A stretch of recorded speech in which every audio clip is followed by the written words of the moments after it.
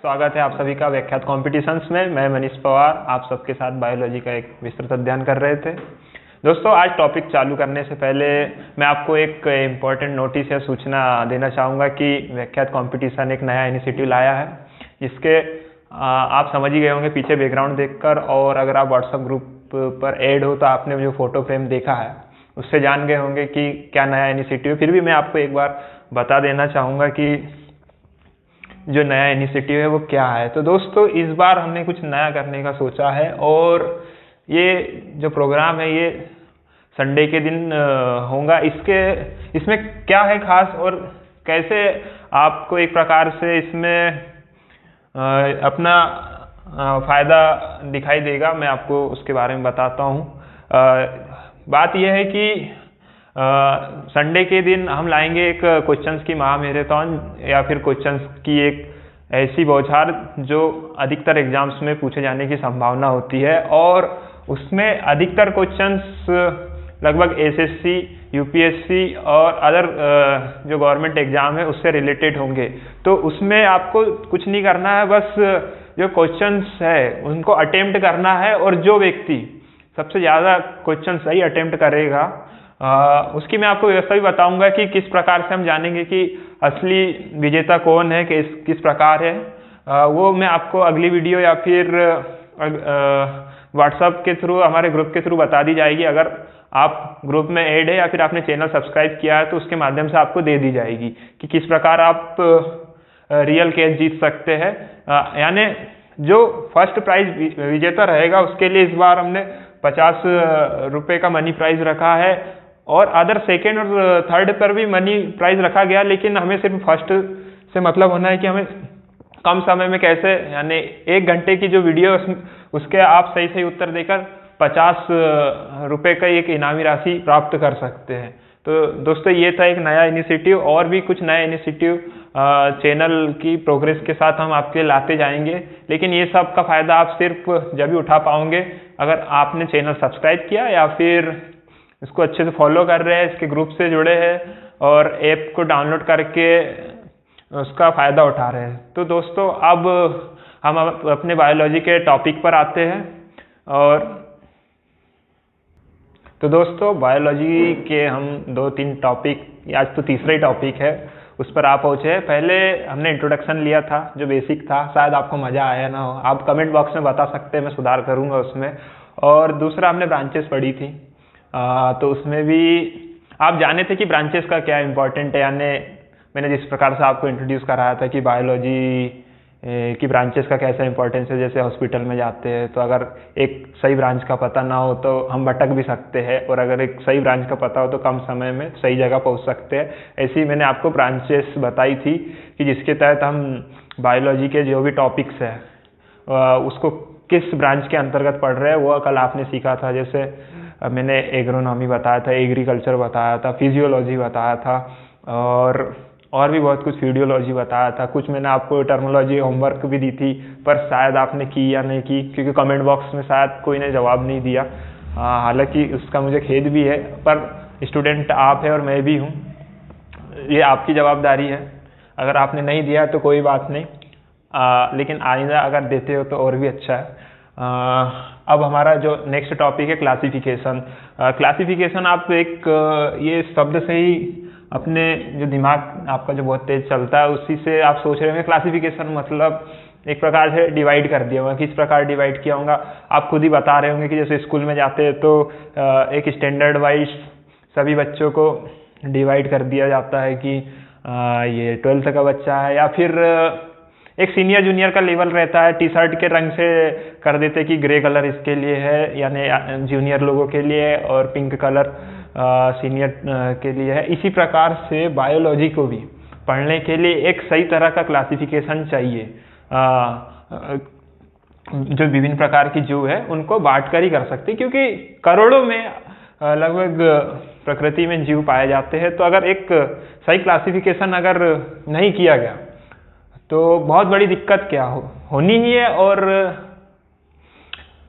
करोड़ों जीव है तो फिर हम उसे कैसे पहचानेंगे कि ये जीव जो है कौन सा है, करोड़ों जीव को याद रखना मुश्किल है।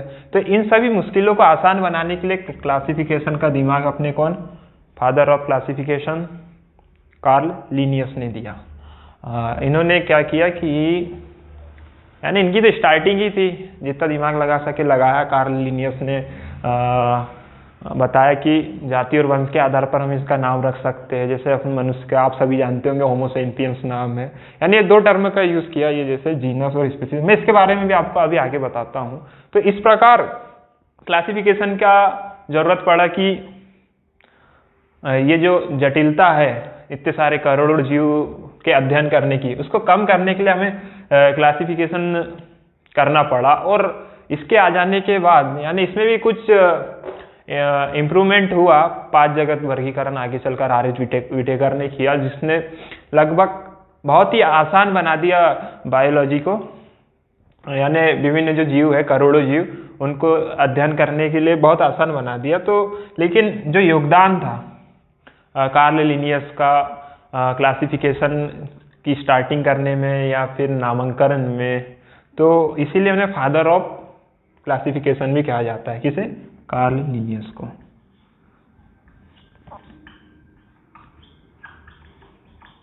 इनका समय 1770 में था। इन्होंने पहले तो जो बायोलॉजिकल जीव है यानी जो जैविक जीव है उनको 2 पार्ट में बताया, वो तो अरस्तु ने भी बताया था, प्लांट और एनिमल।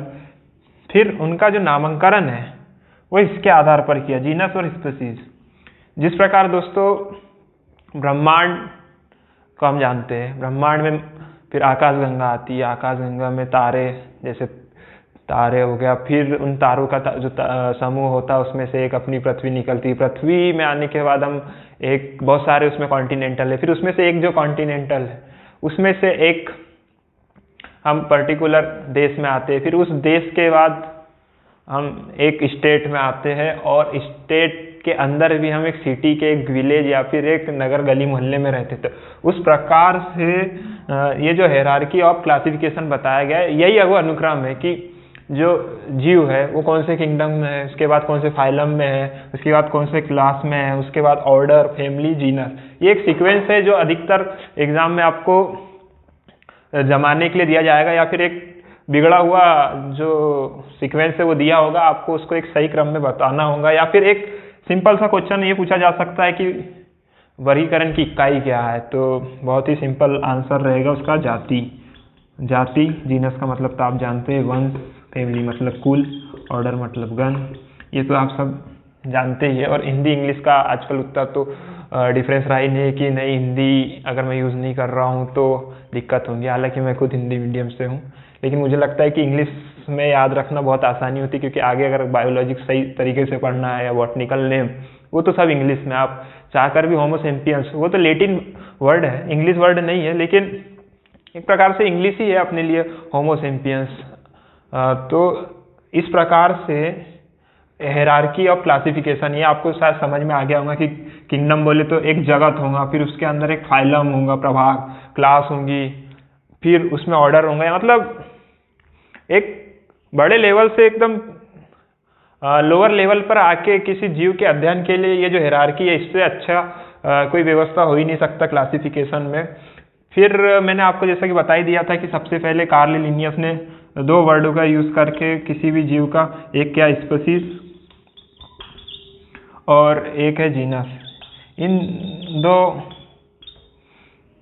के आधार पर मानव का नामकरण किया था। और भी बहुत सारे जीवों का, जैसे कुत्ते का कैनिस फैमिलियर्स, मानव का तो आपको बता ही दिया होमो सेपियंस, और बहुत भी कुछ, चिपकली का लेसर्टिया, और भी बहुत कुछ है। उसकी तो हम एक लगभग जो इम्पोर्टेंट है उसको एक अलग वीडियो में कवर करेंगे। लेकिन आज मेरा सिर्फ मेन उद्देश्य ये है कि क्लासिफिकेशन को आप सही से समझे कि एक प्रकार से पूरी तरह से व्यवस्था बनाना बायोलॉजी में, उसे क्लासिफिकेशन कहा जाता है। और जो इसमें से इम्पोर्टेंट है वन लाइनर की फादर ऑफ क्लासिफिकेशन। हालांकि आजकल इतना सिंपल तो क्वेश्चन पूछा नहीं जाएगा। हाँ, ये जरूर पूछ लिया जाएगा कि इसका समय क्या था, इन्होंने कब बताया था, तो वो था 1770 में बताया था। क्योंकि आजकल क्वेश्चन डीप में जा रहे हैं, बार बार वही क्वेश्चन पूछ के फिर तो एक इंसान का लेवल जान ही नहीं सकते कि वो कितना नॉलेजर है। तो फिर इसके बाद 3 जगत वर्गीकरण हुआ, वो शायद सूटेबल नहीं था उतना, क्योंकि अब जैसे जैसे ग्रो हो रहा था वैसे वैसे नए नए लोग नया नया सोचा। फिर बाद में आर एच विटेकर ने 5 जगत वर्गीकरण किया और बहुत सारी ब्रांचेस में बांट दिया बायोलॉजी के जितने भी जीव है, और बायोलॉजी को बहुत आसान बना दिया। तो दोस्तों कल से हम जानेंगे कि द्विजगत वर्गीकरण कैसे किया गया, 3 जगत वर्गीकरण कैसा है, किस आधार पर क्या क्या टर्म ली गई, और 5 जगत वर्गीकरण में किस प्रकार से हमने जीवों को बांट दिया।